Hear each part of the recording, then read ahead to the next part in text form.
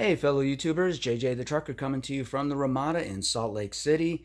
And I've finally got my TNT done and over with. I'm going through the video series here for you guys of the good, the bad, and the ugly of TNT training. So I've already done the good video. If you haven't seen it, check that out. I've got a link posted hopefully right above my head somewhere that will guide you to that. Other than that, let's get going. So on the bad parts of the TNT training, it's long. It's really long. It's 50,000 miles now. Um, it seemed to be about 20,000 miles too long for me. You know, the first 30,000 miles, by the end of 30,000 miles, I felt that I had a pretty good grasp on things and I could go out on my own and be just fine. There were some things that I learned, between the 30 and 50,000 miles, but nothing I couldn't have learned either on my own or figured out, or there's videos out there from fellow YouTubers, fellow truckers like me that are gonna explain things and help out. Plus, you always have your road assist, your fleet manager. Prime is just a really good resource of helpful people. So I don't think there was really anything that was that drastic for the last 20,000 miles, but it just seems like it took forever. It took a total of 13 weeks. Uh, 13 weeks in TNT training. It's definitely a lot longer than I had anticipated doing, but it is done, thank goodness. The total, including orientation, PSD training, the TNT training, home time that my trainers took, delays, and everything was just under 5 months. Might as well count it as 5 months. That's a bit. I was anticipating closer to three, based on other videos that I had seen out there, but 5 months. And I ran into a few other trainees out there that it was taking them about a similar amount of time. So yeah, 5 months. Plan for about 5 months of being out there, of just training.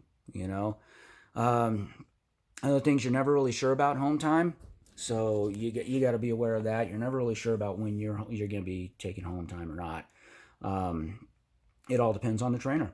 Some trainers don't take any home time, some take a little bit of home time, some take a lot of home time. It's really going to be dependent upon them. One of the trainers, the first TNT trainer I was with, he liked taking a lot of home time, and we ended up taking him. Just in the little bit that I was with him, we ended up taking about a total of about 10 or 11 days worth of home time. The second TNT trainer I was with, that was Jeremy. We powered it out. He wanted to do some home time during Christmas, so we just basically busted our butts to get the miles in so that he could be home by Christmas for his home time, which worked out for me too, because that means I got to be home for Christmas.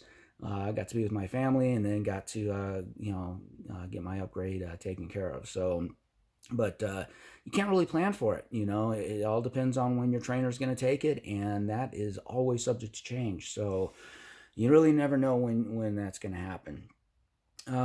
You're really not sure about your schedule either.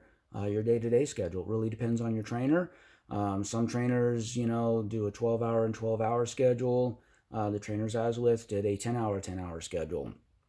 I'll talk about a little bit more of that in the ugly part, but it is kind of hard after you've been waiting and docked for a little bit to know when you're going to be driving next. So it's kind of hard to know when you should be sleeping next. Really try and communicate with your trainer on that kind of stuff, because you need to know when you're going to be sleeping and when you're going to be awake. Because the last thing you want is to wake up and say, to find out, okay, well, now you just got to stay awake and not do anything for a long time, and then you got to drive for 10 hours after you've already been up for 12. That makes for a really, really long day, and vice versa can happen as well, where it's like, okay, you just got some sleep, and now I got to go back to sleep really soon again, because the driving schedules change like that. So make sure you communicate as much as you can with your trainer. It happens, and it's almost inevitable depending on what schedule that they're going to use. Let's see. Never really sure about the Walmart stops or showers either. when you're moving and the truck's constantly moving and you're on a 10-hour schedule or 20-hour day schedule like that, you really lose track of days. Your trainer loses track of days. The truck's constantly moving.